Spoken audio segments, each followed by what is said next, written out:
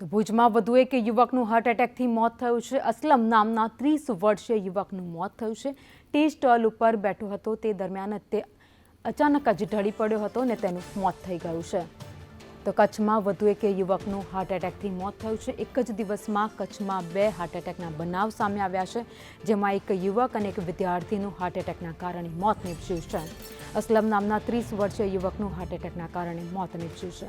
પોતાની tea stall ઉપર બેઠો હતો તે સમયે તેને હાર્ટ એટેક આવ્યો। પરિવારજનોમાં શોકનો માહોલ છે। અલગ અલગ 2 દ્રશ્યો સુરતના છે। આ બંને તસવીરો સુરતની છે, જેમાં એક વિદ્યાર્થી છે અને આજે પરીક્ષા આપતી વખતે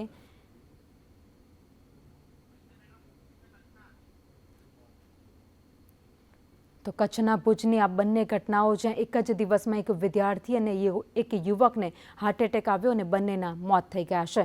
વિદ્યાર્થી પરીક્ષા આપી રહ્યો હતો તે જ દરમિયાન તે ઢળી પડ્યો હતો અને બીજી બાજુ એ યુવક જે પોતાની ટી સ્ટોલ ચલાવે છે અને ત્યાં જ તે બેઠો હતો અને અચાનક જ ઢળી પડ્યો હતો, જો કે તબીબે તેને મૃત જાહેર કર્યો છે। બંનેના એક જ દિવસમાં મોત થયા છે। રાજ્યમાં હાર્ટ એટેકથી મોતના કિસ્સાઓમાં સતત વધારો થઈ રહ્યો છે।